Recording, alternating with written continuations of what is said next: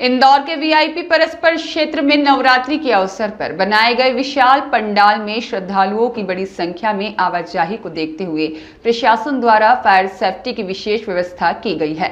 Collector और commissioner के निर्देशानुसार सुरक्षा को सर्वोच्च प्राथमिकता देते हुए नगर निगम की टीम ने पुख्ता इंतजाम किए हैं। फायर अधिकारी रोहित सिसोदिया ने बताया कि पंडाल परिसर में फायर टेंडर और टैंकर तैनात किए गए हैं ताकि किसी भी आकस्मिक स्थिति से तुरंत निपटा जा सके। इसके अतिरिक्त चारों ओर पानी की उपलब्धता सुनिश्चित की गई है।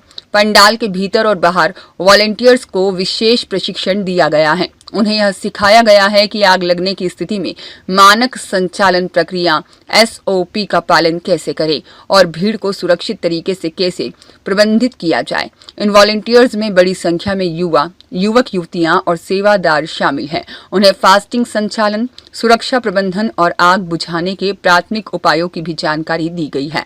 पंडाल क्षेत्र में एक कंट्रोल रूम भी स्थापित किया गया है जो 24 घंटे सक्रिय रहेगा और पूरी स्थिति पर नजर रखेगा। रोहित सिसोदिया ने कहा कि मॉक ड्रिल के माध्यम से सभी व्यवस्थाओं की जांच की गई है और टीम पूरी तरह सतर्क है। पंडाल की बाउंड्री को भी व्यवस्थित किया गया है ताकि श्रद्धालु सुरक्षित वातावरण में दर्शन कर सकें।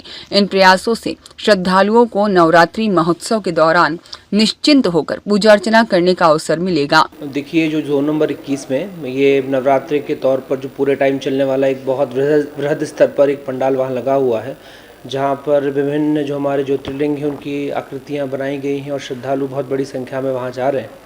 तो कोई फायर सेफ्टी के अंतर्गत कोई दुर्घटना ना वहाँ घटित हो, उसके तारतम्य में जो निर्देश हमें कलेक्टर महोदय और कमिश्नर महोदय के माध्यम से प्राप्त हुए थे, तो उसके तारतम्य में पहले तो वहाँ पर फायर सेफ्टी के लिए ड्यूटी जब हमने अपने फायर टेंडर खड़े करे हुए हैं जो किसी भी आपातकालीन स्थिति से निपटने के लिए वहाँ तटस्थ हैं।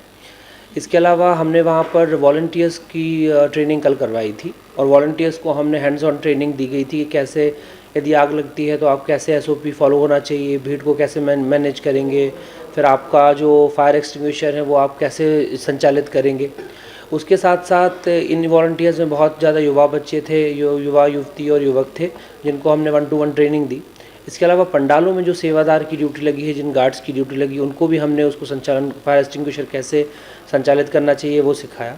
इसके साथ साथ हमारे चारों तरफ कोनों में हमारे टैंकर्स खड़े हुए हैं, जिस हिसाब से मान लीजिए पानी की रिक्वायरमेंट अगर टेंडर्स में पड़ा तो उनको रिफ़िल किया जा सके। इसके साथ साथ वहाँ पर फायर को देखते हुए कंट्रोल रूम बनाया गया है जो 24 घंटे वहाँ चलेगा और उसी के अंतर्गत हम तैयार हैं। कल हमने अच्छे से मॉक ड्रिल भी करवाई थी और यही इस मॉक ड्रिल का पर्पज़ था कि सब चीज़ें बहुत व्यवस्थित रहें और हमारी टीम वहाँ पर एक्टिव रहे। ब्यूरो रिपोर्ट, सत्याग्रह न्यूज़, मध्य प्रदेश।